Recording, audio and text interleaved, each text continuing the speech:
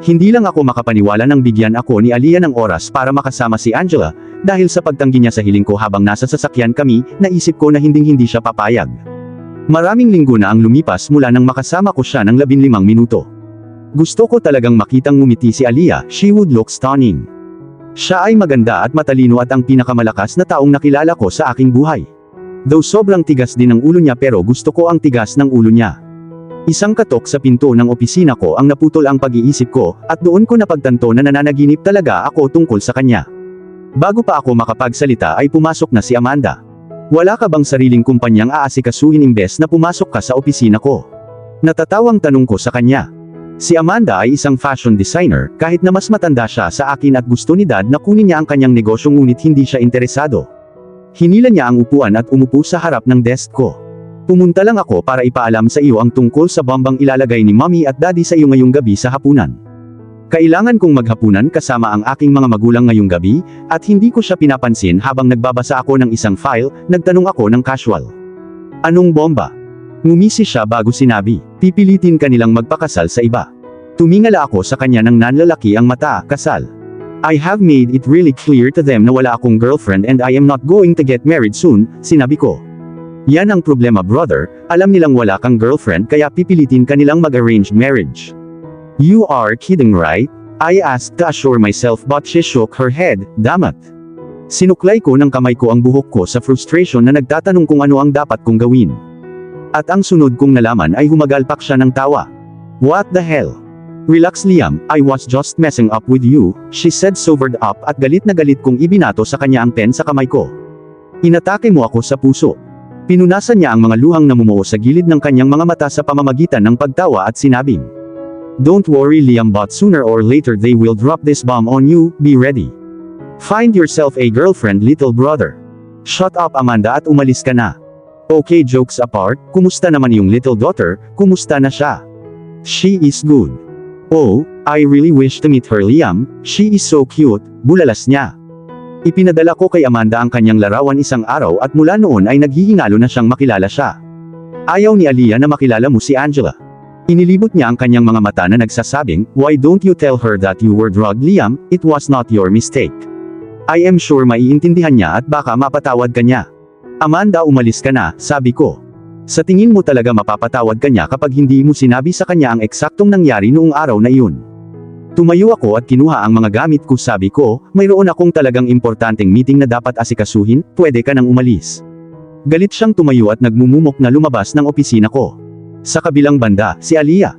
Payapang natutulog si Angela at oras na para dumating si Liam. Napatingin ako sa orasan at nakita kong pasado 8:00 na pala. Habang natutulog si Angela ay pumunta ako at ginawa ang aking mga gawaing bahay at maya-maya ay 9:00 na. Late siya, naisip ko, but why should I care? Hindi nagtagal ay tumunog ang doorbell at binuksan ko ito at nakita ko ang isang mukhang pagod na si Liam na nakasandal sa frame ng pinto. Tahimik ko siyang pinapasok at nang mapansin niyang wala si Angela ay nagtanong siya, where's she? She is in a deep sleep, you will have to meet. By the time you can keep sitting there until she wakes up, sagot ko. Tinanguan niya ang kanyang ulo bago kinuha ang kanyang jacket at itinaas ang kanyang manggas at ang paraan ng paglabas ng kanyang mga kalamnan mula sa kanyang damit, damn hot. Ngayon ay tiyak na may mali sa akin, tinawag ko siyang hot sa pangalawang pagkakataon. Ngumisi siya dahil nakita niya akong nakatingin sa kanya, at mabilis akong umiwas ng tingin at pumasok sa kwarto para tingnan si Angela, natutulog pa siya. Please wake up, I don't want to be alone with him. Aliyah, mahinang tawag niya at napalingon ako. Can you please get me a cup of coffee? Pakiusap niya, nakasimangot ako habang nakapout. Please, sabi niya ulit at napabuntong hininga ako bago pumunta sa kusina. Ramdam na ramdam ko ang titig niya sa akin palagi pero hindi ko ito pinansin. Paglabas ng gatas sa ref at paglabas ng iba pang sangkap ay napansin kong nakatayo siya sa tabi ko habang nakasandal sa counter, ang matitinding titig niya sa akin. Hindi ko nilalason ang kape mo, pwede kang umupo, sabi ko nang hindi tumitingin sa kanya. Alam ko kung gaano mo ako gustong patayin pero hindi mo gagawin ngayon. I am not standing here for that reason, darling. Again that darling word made me feel so weird, in a good way. Nagpa siya akong gumawa ng isang simpleng kape sa pamamagitan ng direktang paglalagay ng mga sangkap at pagpapakulo sa kanila. Mula sa gilid ng aking mga mata ay nakita kong lumipat siya at naramdaman kong may kung ano sa buhok ko na nakatali ng masikip na bond at bago ko namalayan ay nakalugay ang buhok ko at bumagsak na umaagos sa balikat ko. Napatingin ako sa kanya nang nagtataka at may ngiti sa mukha niya at nasa kamay niya ang rubber band ko. Ibalik mo yan sa akin, sabi ko sa kanya sabay tingin. You look more beautiful with your hair down, darling, sabi niya sa akin. Tinawag niya talaga akong beautiful. Stop calling me that, sigaw ko. What? Tanong niya kahit alam niya kung ano talaga ang ibig kong sabihin. Kinagat ko ang ngipin ko sa inis. I am not your darling, don't call me that. Sorry, darling, tumawa siya. He is impossible. Ibinuhos ko ang kape sa isang mug at marahas kong inilagay ang tasa sa counter malapit sa kanya dahilan para mahulog ang ilang patak nito sa kamay niya at napangiwi siya.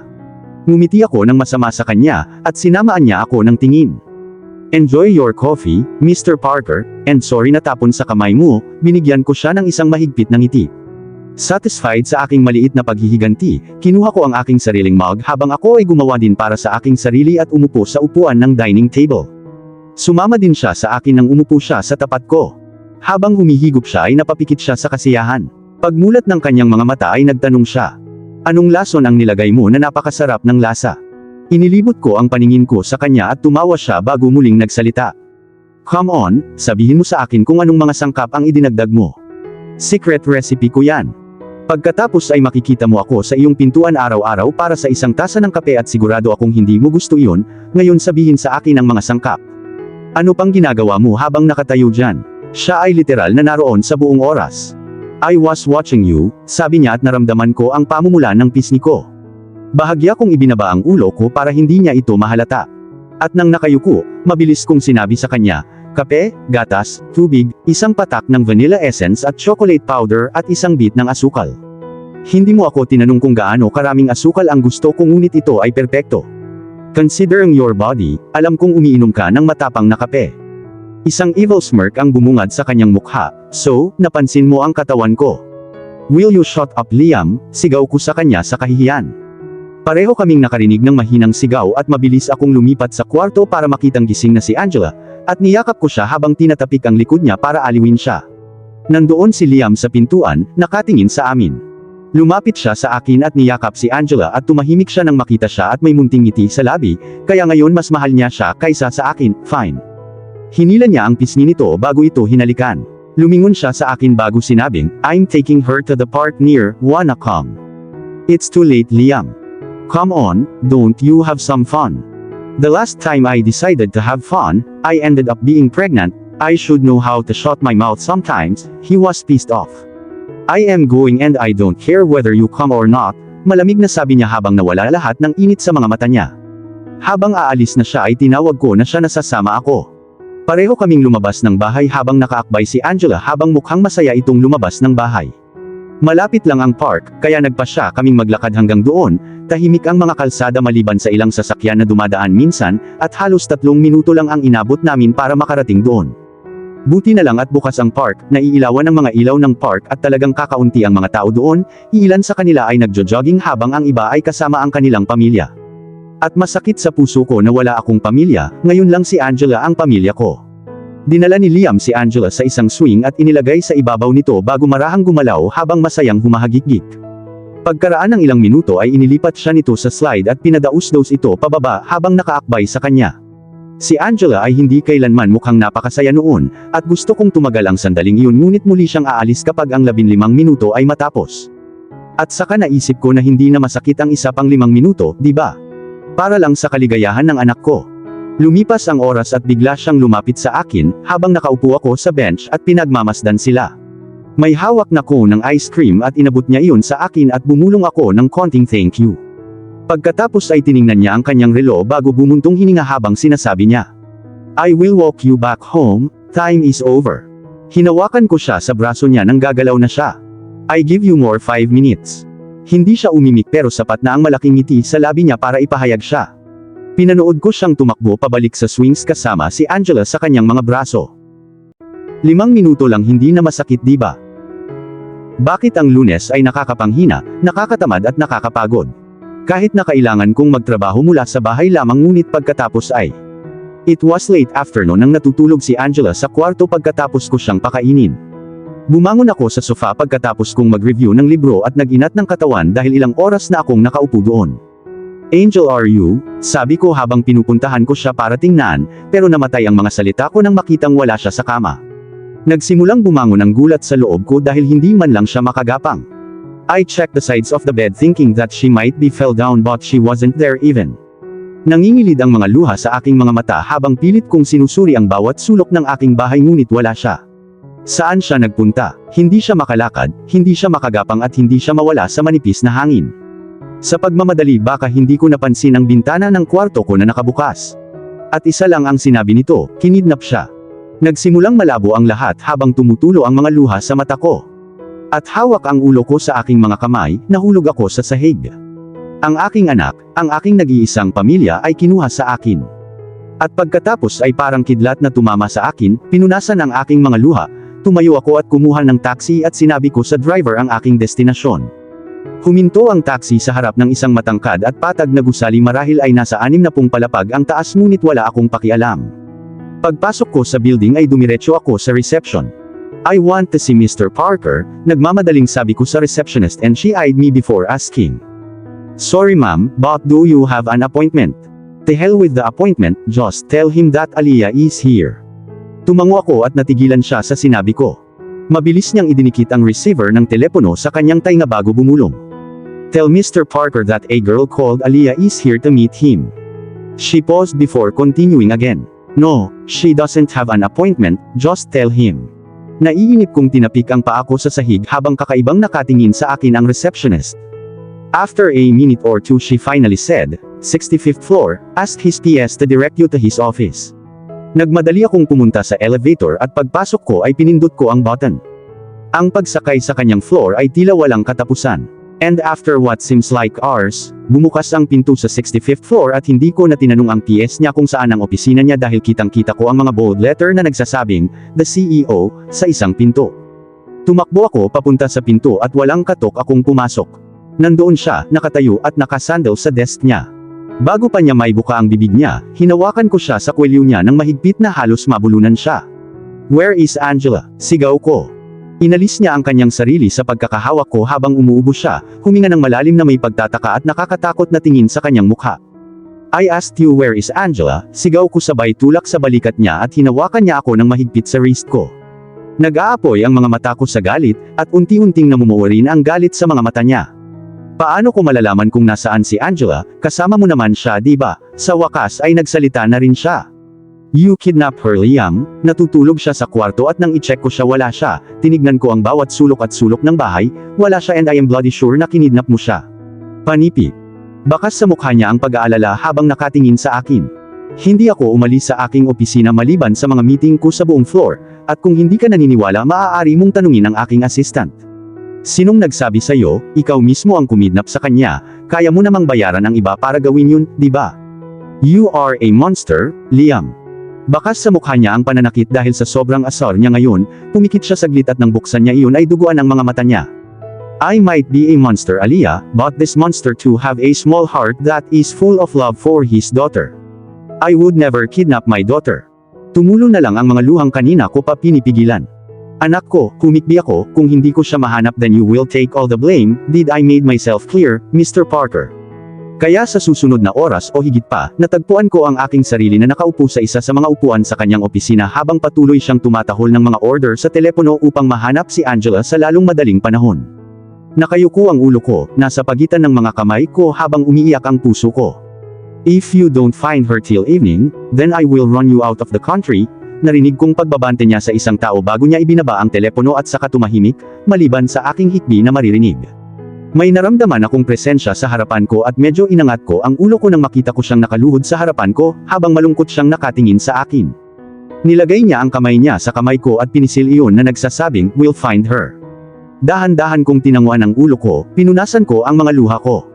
Tumayo siya at hinalikan ang noo ko and that made my heart skip a beat but I didn't have time to think about those things. Tahimik siyang naupo sa tabi ko sa upuan at pinagsalikop niya ang aming mga kamay, kung sa ibang araw lang sana ay hinila ko na ang kamay niya pero sa ngayon kailangan ko ito, kailangan ko ng magpapakalma sa akin. Bakit ka tumakas sa bahay mo, Aliyah? Bigla niyang tanong. Napaangat ang ulo ko sa kanya. Tumakas? Sinong nagsabi sa'yo na tumakas ako? Pumunta ako sa bahay ng magulang mo, sabi nila tumakas ka daw pagkatapos mong mabuntis. Napaiwas ako ng tingin sa kanya, nagsinungaling sila sa kanya. Sila ang nagpalayas sa akin. Aliyah, anong nangyari? Nothing. Isinandal ko ang aking ulo sa dingding sa likod ko, pakiramdam ko ang puso ko ay nawasak sa milyon-milyong piraso, ang aking daughter ay kinidnap at wala akong ideya kung ano ang kalagayan niya. Gutom ba siya o umiiyak? Kailan natin siya mahahanap, Liam? Tanong ko sa malambing na boses. Itinaas niya ang magkasalikop naming mga kamay pataas sa bibig niya habang hinahalikan ang likod ng palad ko. Very soon darling, she will be alright. Parang nabasag ang boses niya pero mabilis niyang tinakpan. And Aliyah, I would never hurt Angela in any way or you let alone kidnapping her. I won't gain anything by doing that because I know how much she needs a mother. Malumanay niyang paliwanag. Sorry for accusing you, paumanhin ko, I wasn't thinking straight. Naiintindihan ko. At wala na akong maalala na nangyari pagkatapos noon dahil nakatulog na lang ako nang magising ako sa pagtunog ng phone ko. Natagpuan ko ang sarili ko sa isa sa mga couch na nakita ko sa opisina niya na may kumot sa akin. Dahan-dahan akong bumangon at kinuha ang phone ko na nakapatong sa malapit na table. Sinagot ko ito, unknown number iyon. Hello. Ang ganda talaga ng anak mo Aliyah but sadly you might need to bid her goodbye, sabi ng isang boses na lalaki na nagpakulo ng dugo ko. Who the hell is speaking? Oh, pwede mo akong tawaging lolo niya. Dad, humina ang boses ko. I am send you an address, I need you to be there as soon as possible or you will never see your daughter again and better not bring that boyfriend of your boyfriend. Pagbabanta niya at pinatay na ang tawag. Nag-beep ang phone ko, at tinignan ko ang address na message niya sa akin. Hindi ko maintindihan ang nangyayari, kinidnap ng daddy ko ang anak ko pero bakit? Matapos nila akong pinalayas ay hindi ko na sila pinahirapan. Dapat ko bang sabihin kay Liam pero baka masaktan ni dad si Angela, at hindi ko kayang ipagsapalaran ang buhay niya. Wala si Liam sa opisina niya at pagbukas ko ng pinto para lumabas, nabangga ko siya. Where are you going? Tanong niya, namumula ang mata niya, parang naiiyak. I have some important work, pagsisinungaling ko at tinignan niya ako ng may pagdududa. Mas importante pa sa anak mo. Mahuhuli niya akong nagsinungaling ng ganito. Liam please, let me go. Sabi ko na lumampas sa kanya at sa pagkakataong ito ay binitawan na niya ako, pero hindi bago binigyan ako ng galit na tingin na para bang alam niyang nagsisinungaling ako. Nakatayo ako sa harap ng isang luma, abandonadong bodega. Naglakad ako papunta sa pinto nito habang maingat kong binuksan ito nang gumawa ito ng langit-ngit na boses. Madilim at mabaho na may maliit na bintana pero wala akong nakitang tao. Bumagsak ang mga mata ko sa pinto sa isang dulo at habang papalapit ako doon, bumukas ang pinto para tumambad ang daddy ko. Nang dumako ang mga mata niya sa akin ay sumilay ang evil smirk sa mukha niya. Look, who finally decided to visit us a visit, masama niyang sabi. Nasaan si Angela? Sigaw ko. Tumawa siya ng masama nang lumabas ang mommy ko sa pintong iyon kasama si Kuya Eugene na nakasunod sa likod niya. Si Angela ay nasa kanyang mga bisig at ang puso ko ay nadudurog na makita siya, siya ay umiyak na maaari mong gawin mula sa mga bahid ng luha sa kanyang mukha. Tumakbo ako palapit sa kanya at kinuha si Angela sa mga kamay niya at nakakagulat na hinayaan niya akong kunin siya. Nang makahawak na siya sa braso ko ay hinalikan ko siya sa pisngi, noo, ilong. At niyakap niya ako ng mahigpit. At ang sumunod na nalaman ko ay itinapon ako sa loob ng kwartong iyon habang ako ay bumagsak sa sahig para masigurong hindi masasaktan si Angela. Ang ganda ng family reunion diba, sabi ni Dad. Ano ba ang gusto niyong lahat? Lumuhod si Dad habang mahigpit na hinawakan ang baba ko bago nagsalita. Dahil sa'yo kinailangan naming harapin ang napakaraming kahihiyan, tinanong kami ng lahat kung nasaan si Aliyah at ang masasabi lang namin ay tumakas siya. Anong gusto mong gawin ko, dugtong ko? Siya ay tumayo at sinabi, maaaring iwan mo ang iyong daughter, at bumalik upang manirahan sa amin o papatayin namin kayong dalawa. Hindi ko iiwan ang anak ko, para tumira sa inyo, hindi ko kayo pamilya, galit ako sa inyong lahat, paano ninyo ito nagawa? Eugene, sabi ni Dad at nakita ko si Kuya Eugene na naglabas ng revolver sa bulsa habang nakatingin ako sa kanya, napanganga ako. Hawak niya ang revolver sa aking templo, at alam kong sa loob ng ilang segundo ay mamamatay na ako. Wala akong magawa. Ngunit ang aking knight in shining armor ay mabilis na pumasok sa pintuan kasama ang mga gwardya na may mga baril. Naging malabo ang lahat, inaresto ang aking tinatawag na mga magulang at kapatid at naalala ko si Liam habang niyakap niya ako ng gulat na gulat kasama si Angela sa aking mga bisig.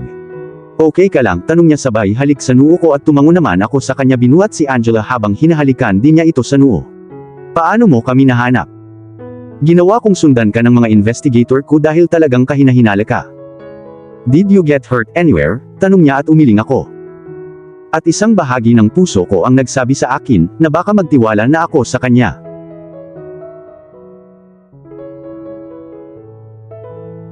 At dito na po, nagtatapos ang part 5 ng ating kwento. Sabay-sabay po nating abangan ang susunod na kabanata. Maraming salamat po. God bless and stay safe.